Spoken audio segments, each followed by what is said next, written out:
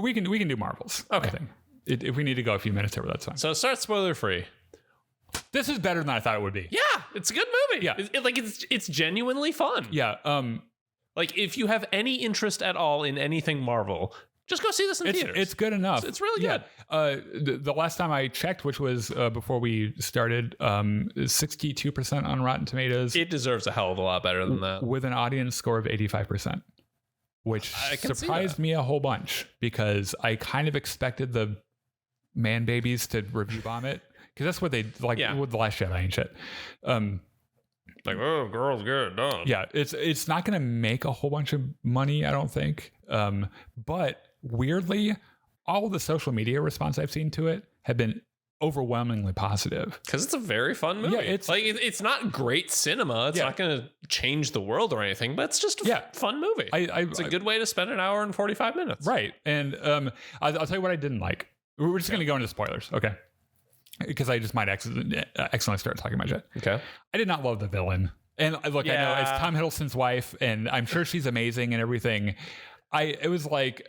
This was not a movie about her. Yeah. This was a movie about the three main characters and how they bounce off each other. Yeah. And that's fantastic. Yeah. And they needed someone to fight. And so pretty much the bad guy, bad girl finds the other one of Miss Marvel's bagels. And they're doing bad shit with them. And so John, this is a joke that John and I have. Okay. But like I call them bagels. Mm-hmm. Just because it's goofy, but we get to this movie and they have the scene where she finds it and John leans in and he's like, she found a bagel. It's like, yeah, she did.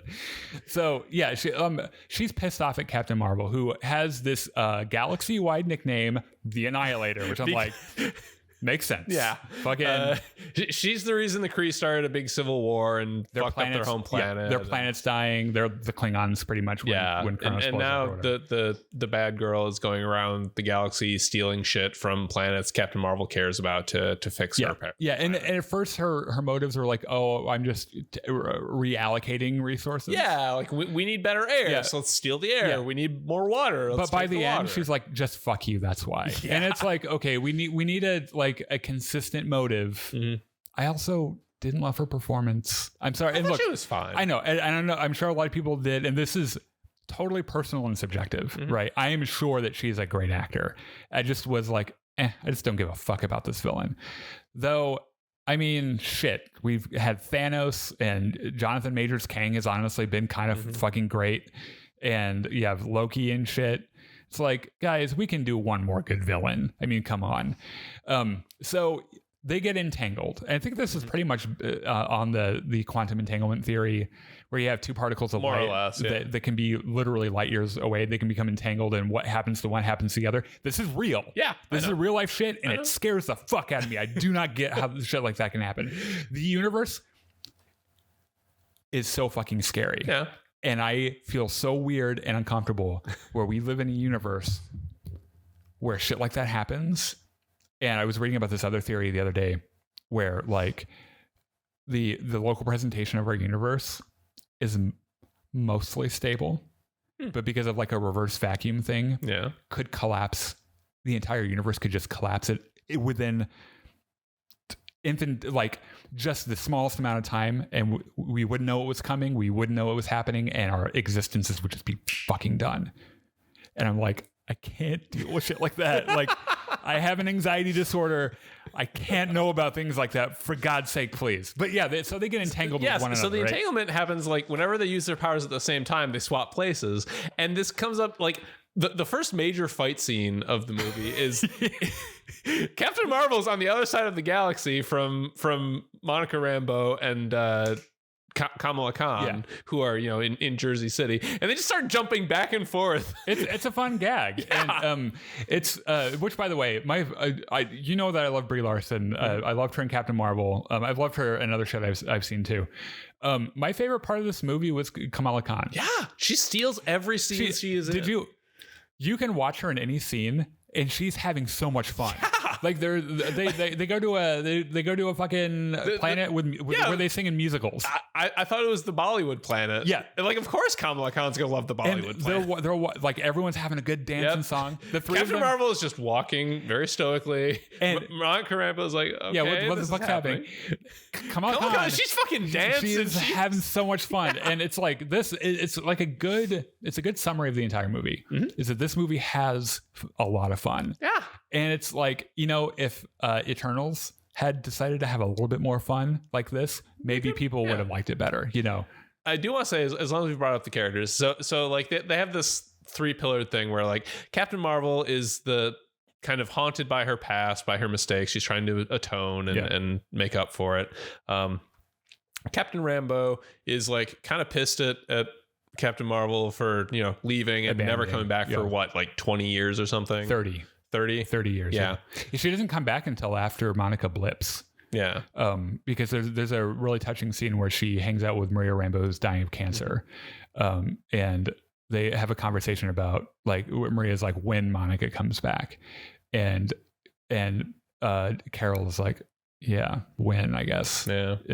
Thinking that it would never happen, So there's that tension between those two. Yeah. And then you have Kamala Khan, who's just thrilled to be here. Like, this is the best day of her life. She's hanging out with her hero. Yeah, she worships Captain Marvel. Yeah. She's me, pretty much. And like, she finds herself in a fucking space adventure with Captain Marvel. And she has her first superhero team. Yeah. I would be grinning the entire time as well. Like, I totally get it.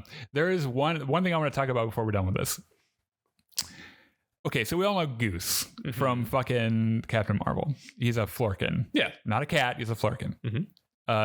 He decides to have babies. And at first, it's like, what the fuck are these things? They're like, is this like an attack? Or like, what's happening? And they're like this weird fucking organ-looking eggs. Yeah. They all hatch and little kitties come out of them. And it's adorable. So there is something happens in the plot where Saber, the space station is unstable, or something's happened. They need to evacuate, but they don't have enough spaceships for everybody or whatever. They don't have enough escape pods. But they set up brilliantly earlier on that a Florkin can just eat a human person and then spit them back out alive. It's fine. I think in the comics he has like pocket dimensions in his stomach or something. Sure, we'll go with that.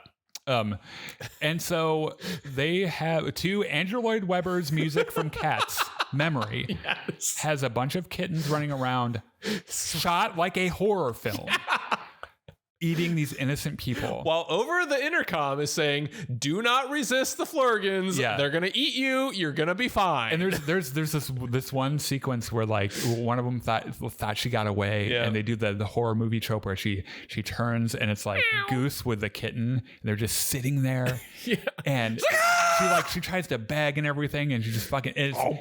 I haven't laughed like that in a movie in such a long time. Like I usually for shit like that, I kind of laugh on I smile, laugh on the inside. I was like out loud laughing this entire fucking sequence. Also want to mention the supporting actors. It feels weird to say Samuel L. Jackson is in a supporting role, but I mean, he does it really well. Yeah. Kamala Khan's family is phenomenal. Yeah, her mom's hilarious. Yeah. Like their entire family, they all have their little bits. Yeah. Like they were great in the show Miss Marvel, but like they also come through really well here. Yeah. I think everyone did a really good job. The big thing everyone's talking about from this movie. Yes. Was so at the end. So we'll talk about before the credits, because the very last scene of the before the credits. Yeah. Monica Rambeau saves the day. Because there's a big fucking rift in reality. So now there's a hole, and beyond the hole is another fucking universe. And Monica Rambeau gets powered up with extra space juice and flies through and closes the hole, and she's on the other side. Back on Earth, Kate Bishop comes in from her whatever the fuck she's doing. Thing. Yeah. And who is sitting in her chair but fucking Kamala Khan doing the Nick Fury thing. Yes. Yeah. Like line for line, Nick Fury recruiting Tony Stark at the end of Iron Man. I almost expected to see her with like a dart pistol or something, like in Spider-Man or something. Yeah. So they start the Young Avengers. Yep. And it's going to be them two and They'll figure something else out. Yeah, who else did we? America Chavez would make sense. Yes, but there was someone else that that I was like, who was in the show? By the way, the Wanda's kids would be Oh, yeah. great. Tommy and Billy. Yeah, Billy. Who is? Was there not another? No. I'll think of it later. I don't know. Yeah, there was someone else I remembered, but it doesn't. Anyway, yeah. Credits start. They roll for a while, and then we get. I can't believe Marvel had the balls to do this, but that shot you were talking about with the unidentifiable costume walking past, that's in the post credits. Yeah, they put the post credits scene in the fucking trailer. Yeah. It turns out she's Monica is in a different dimension. Mm-hmm. She's talking to the fucking Beast from the X-Men. Yep. And her mother, who is binary in this universe, who does not, I don't think, has a kid in this universe. So she's like, oh my God, Mom. And she's like, oh my God, who the fuck are you? Yeah. And they're like, well, this is kind of neat. Yeah. Credits. You're like, all right. So I'm kind of disappointed that they're putting the X-Men in their own universe, but I totally get it. And it's probably for the best, because if you they'll find a way. Yes, but also if you just introduce X-Men into the MCU gets incredibly crowded with super people. Incredibly, because you're also like, where the fuck were they? Yeah. There's a Charles Xavier name drop. Where I'm like, all right, that's pretty cool. Of course, it's the X-Men. You gotta have him. So and she's like, all right, well, how do I get the fuck back home? He's like, I don't fucking know. I'm blue. Leave me the fuck alone. All right. Anyway, fun movie. Yeah, fun movie. I gave it a solid B+.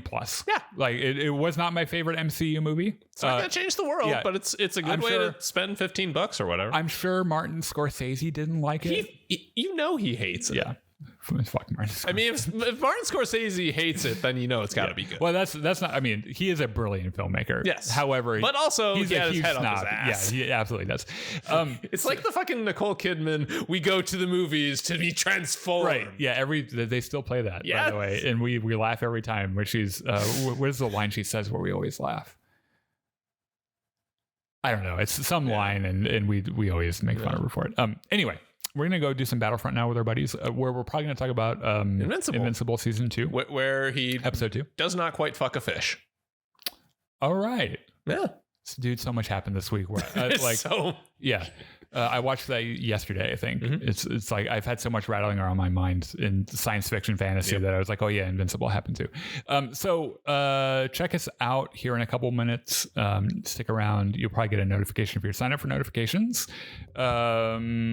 If a mod in the chat can't take care of this, then I need to make one of you a mod who is at our live shows. So come for the discussion that's happening in the chat, come to the Battlefront stream. We'll figure it out. I'll make somebody a mod. So yeah. Okay. We'll see you later. Have a good night. Bye-bye.